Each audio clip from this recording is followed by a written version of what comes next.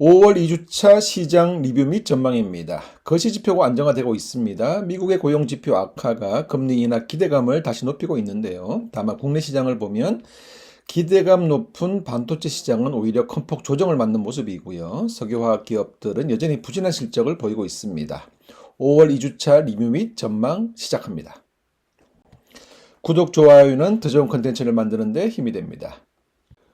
5월 2주차 시장을 보면요. 거시지표는 대체적으로 안정적인 흐름을 보이고 있습니다. 미국의 실업수당 증가로 고용지표가 악화되면서 금리 인하 기대감이 다시 상승하고 있고요. 이에 따라서 미국채 금리도 하락하고 있습니다.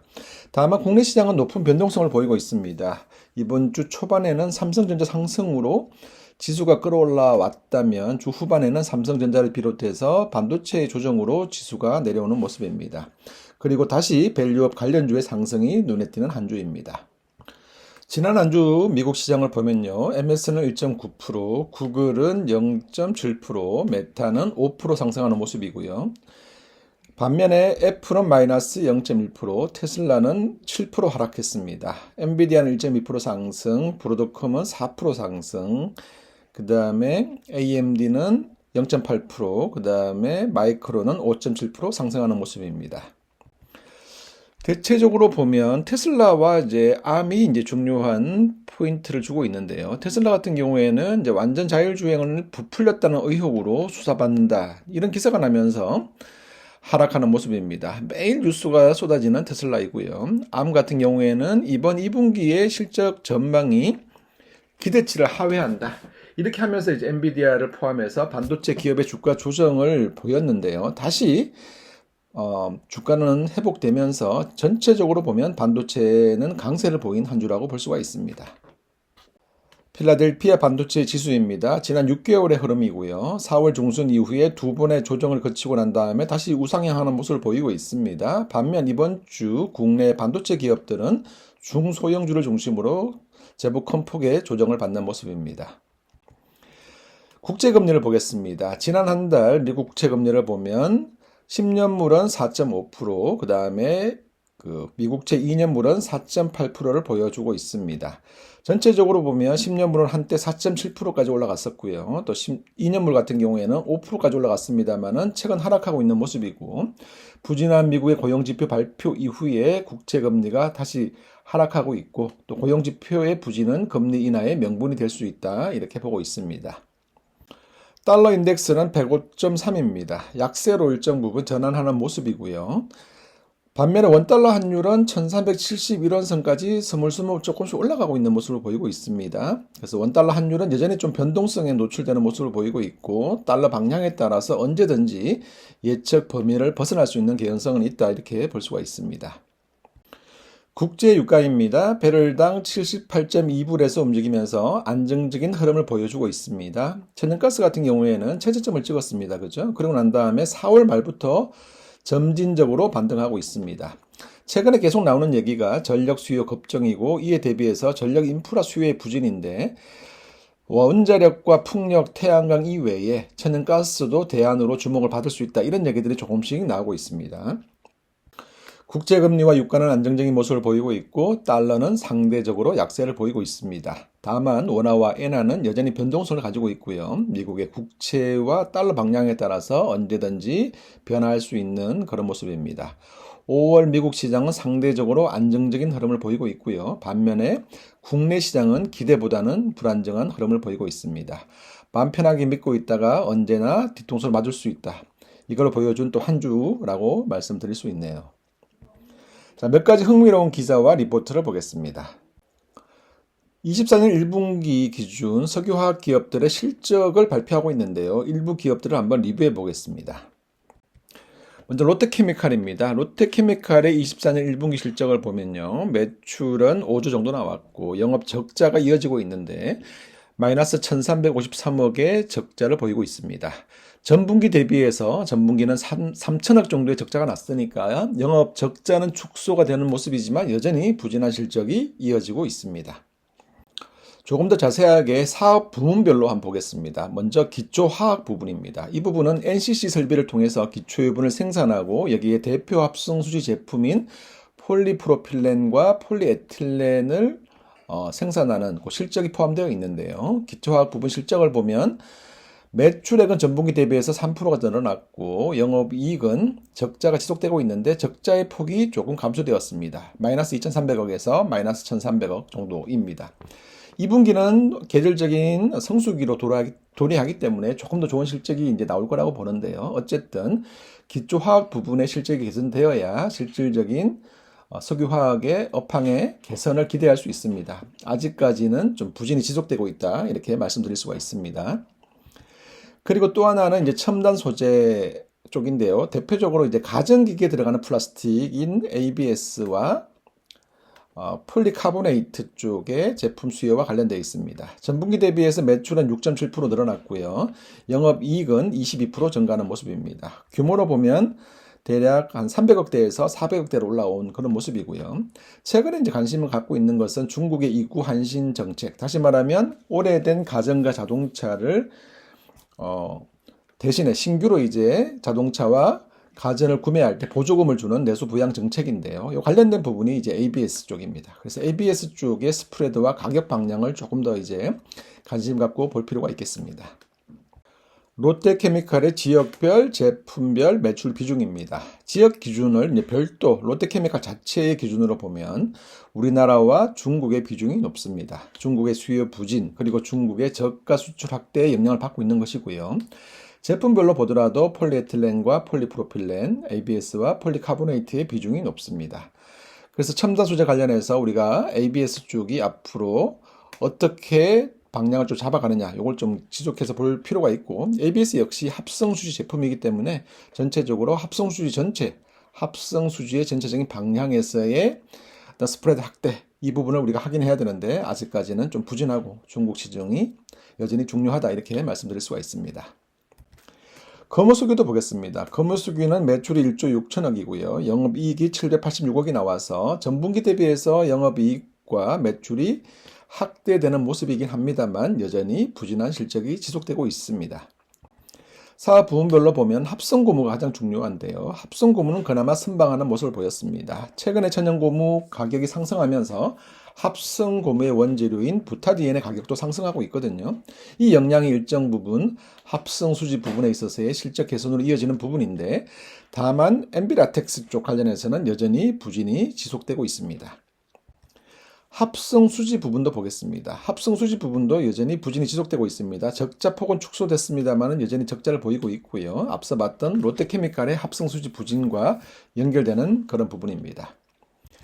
그리고 또 하나는 이제 페놀 유도체, 다시 말하면 페놀과 비스페놀 A 쪽의 실적인데요. 보면 적자 폭은 축소되었습니다만 여전히 적자가 이어지는 모습입니다. 비스페놀 A는 BPA는 에폭시 수지 쪽의 원재료로 사용됩니다. 그래서 에폭시 수지 쪽의 시장 부진이 또 영향을 미치고 있다 이렇게 볼 수가 있습니다.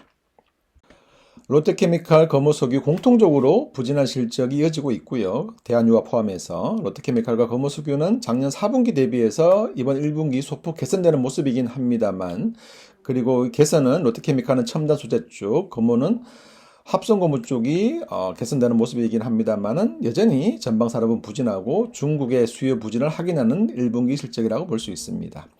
우리가 경기 민감주를 투자할 때 중요한 것은 방향인데요. 상승을 기대할 수 있는 이 바닥을 확인하는 것이 중요합니다. 2021년 하반기부터 시작된 이 석유화학의 하락 사이클이 거의 3년을 지나가고 있는데요. 새벽은 다가왔습니다만은 아직 안개 속입니다. 바닥이 지났고 이제 나아질 거라는 확신이 필요한데 아직은 확신이 부진하다. 그런 시기라고 볼 수가 있는 것이고요. 그래서 계속 관심을 갖고 볼 필요는 있습니다. 반도체 이후의 주도주, 하반기의 주도주는 어디일까? 이런 관점에서도 우리 석유화학에 대한 관심은 계속 가지고 봐야 될 것이고요. 지금은 아직 부진이 이어지고 있다. 이렇게 말씀을 드릴 수가 있습니다. 이번에는 미용기기 관련된 기사를 보겠습니다. 수출 움풍에 고개 드는 미용 의료주 이렇게 나와 있고요. 원래 수출 확대와 환율 수혜에 대한 관측들이 나오고 있고요. 전체적으로 주가 반등에 대한 얘기도 나오고 있습니다. 기사와 같이 미용기기 업체들의 좋은 실적, 주가도 상승하고 있는데 수출 금액이 증가하고 있고 환율 효과도 보고 있습니다. 화장품과 미용기기가 전반적으로 비슷하게 양호한 흐름을 보여주고 있는데요. 지표로 가져와 봤는데 제이시스 같은 경우에는 이제 고주파 미용기기 수출 금액이 중요한데요. 2020년에 굉장히 좋았고 2022년 굉장히 부진한 모습을 보였고 2023년 하반기부터 좋은 모습을 보이고 있습니다. 클래시스의 그 슈링크 역시 마찬가지입니다. 2021년까지 좋은 모습을 보였고 2022년 부진하다가 2023년 하반기부터 좋은 모습을 보이고 있습니다. 이런 흐름들이 호실적과 플러스에서 환율 효과까지 있으면서 미용기기 기업들이 또 주목을 받는 그런 모습을 보이고 있습니다. 또 하나 기사를 보겠습니다. 밸류업 관련되어 있는 기사인데요. 최근에 이제 대통령이 그 기자회견하면서 그 이후에 기업 밸류업 프로그램에 대한 적극적인 추진 의지들이 좀 전달되는 모습이고, 특별히 좀 콕 집어서 언급한 부분들이 이제 기업 세제의 인센티브 방안, 기업 지배 구조 개선에 대한 얘기들이 나오고 있습니다. 그래서 사그라들던 밸류업의 불씨가 다시 살아나는 모습이고요. 정부가 밸류업 프로그램을 적극적으로 추진하게 되면, 그래서 세제 지원과 기업 지배 구조 개선 쪽으로 속도를 내게 되면 좀 시장의 분위기는 또 달라질 수 있다고 보고 있고요. 지금은 주로 이제 금융사들이 주목받고 있습니다만은 제대로 세팅이 된다면 지주사들 그리고 저 PBR 기업들도 영향을 줄 수 있는 부분이기 때문에 또 관심 있게 다시 한번 또 볼 기사라고 생각이 됩니다.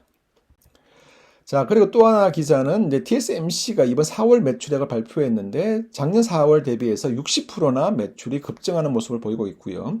특히나 이제 인공지능 관련돼 있는 반도체 수요 급증 영향이다, 이런 얘기가 나오고 있습니다.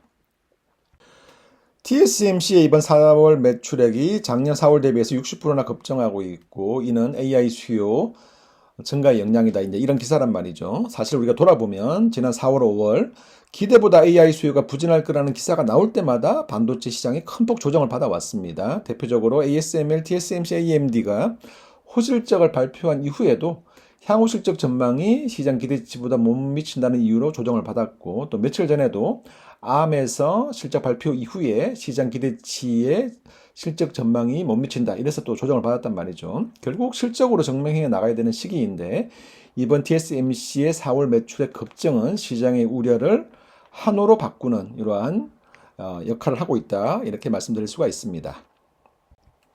자, 국내 시장 전망을 한번 정리해 보겠습니다. 먼저 반도체입니다. 미국의 빅테크 기업들의 실적은 견조하고 반도체 시장은 우상향하고 있습니다. 반면에 국내 반도체 시장은 이번 한 주 기대보다는 이제 부진한 모습을 보였습니다. 삼성전자, HBM을 둘러싼 루머도 좀 돌았고, 이번 주 후반에 반도체 수제 장비 같은 업체들이 큰 폭 조정받는 모습을 보였단 말이죠. 사실은 근데 이게 반도체 시장 흐름이 바뀌었다기보다는 밸류업 쪽으로 수급이 좀 쏠린 게 아니냐, 이런 좀 해석을 가지고 있고요. 여전히 반도체 시장은 관심 갖고 볼만한 시장이라고 보고 있습니다. 자, 화장품 기업들은 호실적을 발표하고 있습니다. 수출 금액 증가와 환율 상승에 이 긍정적인 영향을 받고 있는 것이고요. 여기에 미용기기 업체들도 같은 이유로 시장의 주목을 받고 있습니다. 그리고 식품 기업은 두 가지 방향에서 주목을 받고 있다고 보고 있습니다. 하나는 화장품과 같이 수출 금액과 환율 상승이라는 방향이고요. 또 하나는 물가 상승에 따라서 외식보다는 내식 선호 현상이 두드러지고 있다, 이렇게 보고 있는 것인데요. 다시 말해서 즉석 식품이라든가 참치 같은 제품에 대한 수요가 증가하고 있고, 최근에는 국제곡물 가격이 하락하고 있고 참치 여가도 하락하고 있다. 이러한 부분들이 식품 기업들에 대한 관심을 높이는 이유라고 생각하고 있습니다. 자, 그리고 건설 건자재 기업들도 실적을 발표하고 있는데 가구 인테리어 기업들이 호실적을 발표하고 있습니다. 대표적으로 한샘과 현대 리바트인데요. 실적을 좀 뜯어보면 리하우스나 홈퍼니싱 같은 B2B 사업은 아직 부진합니다.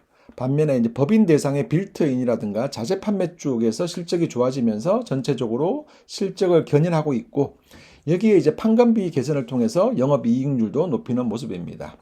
사실 건설 건자재 기업은 지난 10년을 통틀어서 가장 부진한 주가 추이를 보이고 있는 그런 모습인데요. 일단 가구 인테리어 기업들이 주가 부진에서 벗어나는 모습을 보이고 있다. 자, 이 흐름도 우리가 좀 관심을 가지고 지켜볼 필요가 있겠습니다. 석유화학 쪽은 앞서 리뷰한 것 것과 같이 기대를 충족하는 부진한 1분기 실적을 보였습니다. 4분기 대비해서 작년 4분기 대비해서 개선되는 모습이지만 아직까지 반등을 기대하기는 어렵고요. 새벽은 다가가고 있습니다만은 안개 속에 가려져서 확신을 하기는 아주 어려운 시기다. 조금 더 지켜봐야 된다. 이렇게 말씀을 드릴 수 있습니다. 2차 전지 쪽은 시장 예상에 부합하는 부진한 실적을 발표하고 있는 그런 중이고요. 여전히 수요 둔화 우려는 시장을 지배하고 있습니다. 최근에 이제 리튬 가격 반등이 되고 있습니다만은 리튬 가격 반등만으로 시장 우려를 만회하기는 좀 어렵다 이렇게 보고 있고요. 역시 2차 전지 쪽도 시장 흐름을 좀 더 지켜볼 필요가 있겠습니다. 4월보다는 5월의 시장 기대감이 조금 더 높다고 저는 생각하고 있습니다. 특히나 5월 시장은 반도체, 화장품, 식품, 미용기기 여기에 밸류업에 주목하는 시장이라고 보고 있고요. 극도로 부진한 건설, 건자재, 석유화학, 철강업종의 방향도 어떻게 변화할지 지켜볼 만한 시점이라고 보고 있습니다. 반복하는 얘기이지만 시장 주도 업종을 찾고 주도 기업을 찾아 투자하는 과정은 생각보다 만만치 않고요. 수많은 대변수와 심리적인 위축이 반복되는 그런 경향을 보이고 있습니다. 이러한 부분을 잘 이겨내고 풍족한 5월을 기대하면서 5월 2주차 리뷰를 마무리하겠습니다.